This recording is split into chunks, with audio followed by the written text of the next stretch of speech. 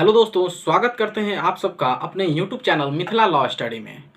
दोस्तों, हम लोग बात कर रहे थे हिस्ट्री की। हिस्ट्री में बात कर रहे थे मिडाइवल इंडिया की, और मिडाइवल इंडिया में बात कर रहे थे, हम लोगों ने देखा था किस प्रकार से मिडाइवल इंडिया में प्रथम अरब आक्रमण, उसके बाद से प्रथम तुर्क आक्रमण, उसके बाद से मोहम्मद गजनवी का आक्रमण, उसके बाद से मोहम्मद गौरी का आक्रमण, और हम लोगों ने मोहम्मद गौरी को मार दिया था। मतलब मोहम्मद गौरी अब मर चुका है। 1206 ईस्वी में मोहम्मद गौरी की डेथ हो जाती है। इसके बाद जो मोहम्मद गौरी का साम्राज्य था वो अनेक छोटे छोटे हिस्सों में बंटने लगा, क्योंकि मोहम्मद गौरी का कोई अपना बेटा नहीं था और कोई भी योग्य शासक उसमें नहीं रहा। जो मोहम्मद गौरी का एक हमने आपको बताया था कि मोहम्मद गौरी का एक गवर्नर, अर्थात जब मोहम्मद गौरी ने पृथ्वीराज चौहान को तराइन के द्वितीय युद्ध में 1192 ईस्वी में हराया था, तो अजमेर और दिल्ली का पोस्ट खाली हो गया था।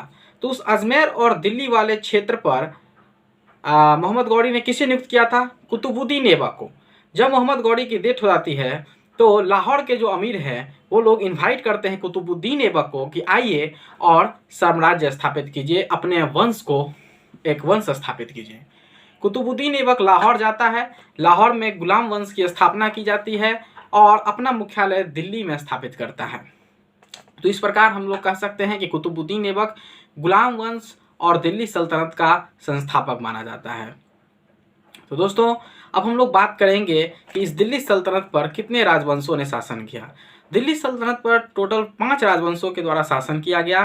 पहला था गुलाम वंश, खिलजी वंश, तुगलक वंश, सैयद वंश, लोदी वंश।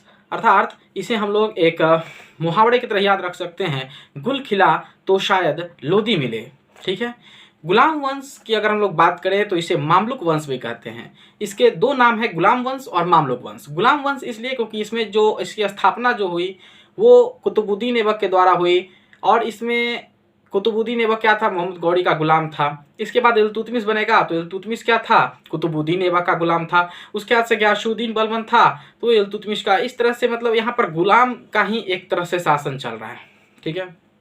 उसके बाद हम लोग जानते हैं कि जो कुतुबुद्दीन ऐबक है, अच्छा, मामलुक वंश भी इसको कहा जाता है। तो मामलुक वंश का मतलब होता है, मामलुक का मतलब होता है एक मजबूत सेना।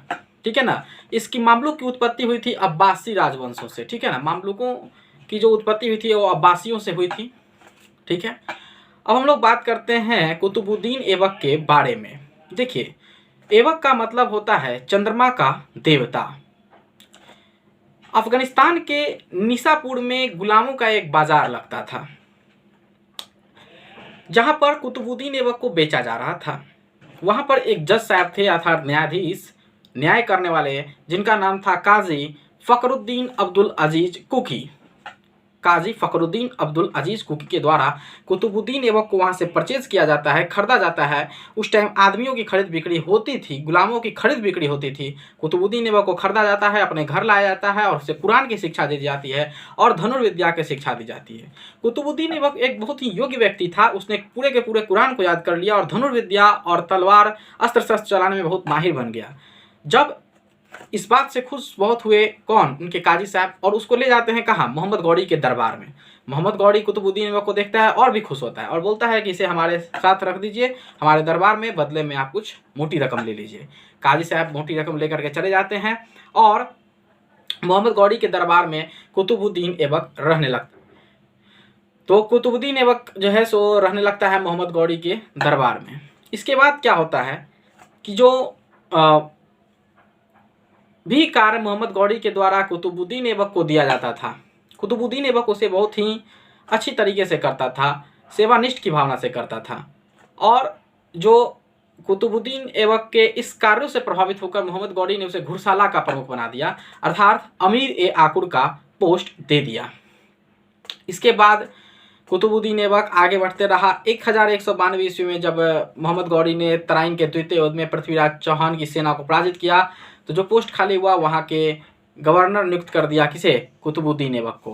अब देखिए, अब कुतुबुद्दीन ऐबक जब 1206 ईस्वी में मोहम्मद गौरी की मृत्यु होती है तो 1206 से लेकर के 1210 कुतुबुद्दीन ऐबक का टाइम पीरियड है शासन करने का।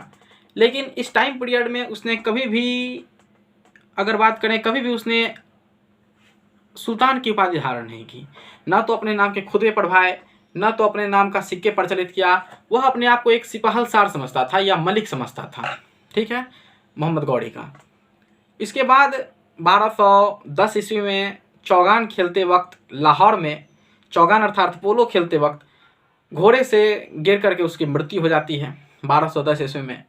तो कुतुबुद्दीन ऐबक के बेटे आराम शाह, बहुत सारे विद्वान कहते हैं कि कुतुबुद्दीन ऐबक का बेटा नहीं था आराम शाह, लेकिन अधिकांश इतिहासकार यही कहते हैं कि आराम शाह कुतुबुद्दीन ऐबक का बेटा था, और जो आराम करते करते मर गया। अर्थात आराम शाह अपने नाम के अकॉर्डिंग आराम किया करता था, मदिरा लिया करता था और नाच गान में लिप्त रहता था, जिस कारण कुतुबुद्दीन ऐबक के दामाद व उनके सेनापति इल्तुतमिश के द्वारा ये आराम शाह की हत्या कर दी जाती है, ठीक है ना।